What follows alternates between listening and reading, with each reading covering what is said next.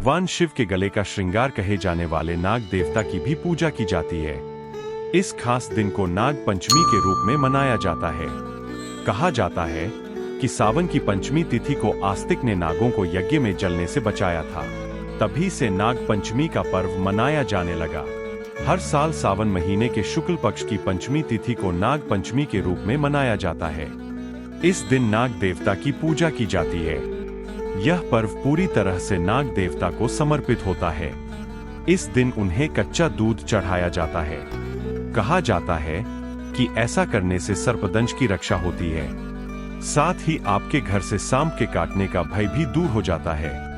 नाग पंचमी क्यों मनाई जाती है, नागों का इस तिथि से क्यों खास नाता है, यह जानने के लिए आपको नागों से जुड़ी यह कथा सुननी चाहिए। तो आइए इस छोटे से वीडियो के माध्यम से जानते हैं। नाग पंचमी के शुभ अवसर पर इतिहास, कथा और सब कुछ तो वीडियो में बने रहिए। कमेंट में हर हर महादेव लिखकर चैनल को सब्सक्राइब कर ले। हम आपके लिए रोज ऐसे ही वीडियो लाते रहेंगे। इस कथा का वर्णन अग्नि पुराणों में मिलता है। एक बार राक्षसों और देवताओं ने मिलकर समुद्र का मंथन किया। उस समय समुद्र से अतिशय श्वेत उच्चैःश्रवा नाम का एव अश्च निकला। उसे देखकर नागमाता कद्रू ने अपनी सौत से कहा कि देखो, यह अश्वेत वर्ण का है, लेकिन इसके बाल काले दिख रहे हैं। तब विंता ने कहा कि न तो यह अश्च श्वेत है, न काला है और न लाल। यह सुनकर कद्रू कहा कि मेरे साथ शर्त लगाओ कि अगर इस अश्वे बालों को कृष्ण वर्ण का दिखा दूं तो तुम मेरी दास हो जाओगी, और अगर नहीं दिखा सकी तुम्हारी दासी हो जाऊंगी। विंता ने यह शर्त स्वीकार कर ली।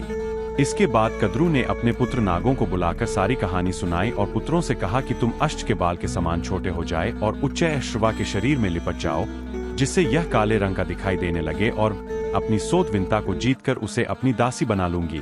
माता की इन बातों को सुनकर नागों ने कहा, यह छल तो हम लोग नहीं करेंगे, चाहे तुम्हारी जीत हो या हार। यह सुनकर कद्रू क्रुद्ध होकर कहा, तुम लोग मेरी आज्ञा नहीं मानते हो, इसलिए मैं तुम्हें शाप देती हूँ कि पांडवों के वंश में पैदा हुआ राजा जन्मेजय जब सर्प यज्ञ करेंगे, तब उस यज्ञ में तुम सभी अग्नि में जल जाओगे।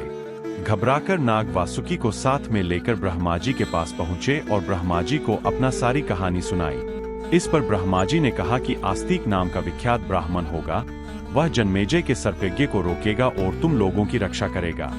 यही बात श्री कृष्ण भगवान ने भी युधिष्ठिर से कही थी कि आज से 100 वर्ष के बाद सर्प यज्ञ होगा, जिसमें बड़े बड़े विषधर और दुष्ट नाग नष्ट हो जाएंगे।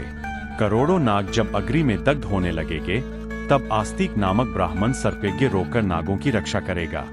ब्रह्मा जी ने पंचमी के दिन वर दिया था और आस्तिक मुनि ने पंचमी को ही नागों को रक्षा की थी। आत पंचमी तिथि नागों को बहुत प्रिय है। महाभारत महाकाव्य के अनुसार कुरु वंश के राजा परीक्षित के पुत्र जन्मेजय तक्षक नामक सर्प राजा द्वारा सांप के काटने से अपने पिता की मृत्यु का बदला लेने के लिए सर्प सत्र के रूप में जाना जाने वाला एक सांप यज्ञ कर रहे थे। एक यज्ञ की चिमनी विशेष रूप से बनाई गई थी और दुनिया के सभी सांपों को मारने के लिए हवन को विद्वान ब्राह्मण ऋषियों के एक समूह द्वारा शुरू किया गया था। जन्मेजय की उपस्थिति में किया गया बलिदान इतना शक्तिशाली था कि इससे सभी सांप यज्ञ कुंड बलिदान की आग में गिर गए। जब पुरोहितों ने पाया कि केवल तक्षक, जिसने परीक्षित के पिता को काटकर मार डाला था और इंद्र की सुरक्षा की तलाश में पाताल लोक में भाग गया था, ऋषियों ने तक्षक और इंद्र को यज्ञ की आग में खींचने के लिए मंत्र पढ़ने की गति बढ़ा दी। तक्षक ने खुद को इंद्र की खाट के चारों ओर लपेट लिया था, लेकिन यज्ञ का बल इतना शक्तिशाली था कि तक्षक के साथ इंद्र भी आग की ओर खींचे चले गए। इससे देवता भयभीत हो गए और उन्होंने सर्पों की रानी देवी मनसा से हस्तक्षेप कर संकट का समाधान करने का अनुरोध किया। फिर उन्होंने अपने पुत्र अस्तिका से यज्ञ स्थल पर जाकर जन्मेजय से सर्प सत्र यज्ञ रोकने का अनुरोध किया।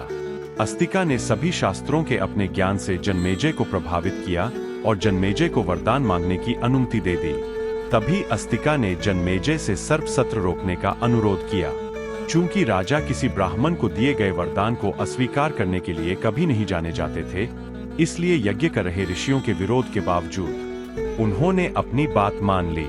तब यज्ञ रोक दिया गया और इस प्रकार इंद्र, तक्षक और उनकी अन्य सर्प जाति के प्राण बच गए। हिंदू पंचांग के अनुसार यह दिन नादिवर्धिनी पंचमी, वर्षा ऋतु के दौरान श्रावण मास के शुक्ल पक्ष की पंचमी तिथि थी और तब से यह दिन नागों का उत्सव दिवस बन गया है, क्योंकि इसी दिन उनके प्राण बचे थे। इंद्र भी मनसा देवी के पास गए और उनकी पूजा की। गरुड़ पुराण के अनुसार इस दिन सांपों की पूजा करना शुभ होता है और जीवन में शुभ समाचारों का आगमन होता है। यह दिन बुराई पर अच्छाई की जीत का संदेश भी देता है, क्योंकि सांपों को दिव्य और रक्षक माना जाता है, जैसा कि शेष और वासुकी में देखा गया है। इसके बाद ब्राह्मणों को भोजन कराना चाहिए। नाग पंचमी की लोक कथाएं। सांपों और त्योहार के बारे में शास्त्रों में उल्लेख के अलावा कई लोक कथाएं भी है। ऐसी ही एक कहानी एक गांव में रहने वाले किसान की है। उसके 2 बेटे थे और उनमें से एक ने हल चलाते समय 3 सांपों को मार डाला। सांप की मां ने उसी रात किसान, उसकी पत्नी और 2 बच्चों को डसकर बदला लिया और वे सभी मर गए। अगले दिन किसान की एकमात्र जीवित बेटी अपने माता पिता और भाइयों की मृत्यु से व्याकुल और दुखी होकर मां सांप के सामने दूध का कटोरा चढ़ाकर क्षमा याचना की और अपने माता पिता और भाइयों के जीवन को बहाल करने का अनुरोध किया। इस भेंट से प्रसन्न होकर सांप ने उन्हें क्षमा कर दिया और किसान और उसके परिवार को जीवन दान दिया। लोक कथाओं में सांप बरसात के मौसम का भी प्रतीक है, जिसे संस्कृत में वर्षा ऋतु कहा जाता है।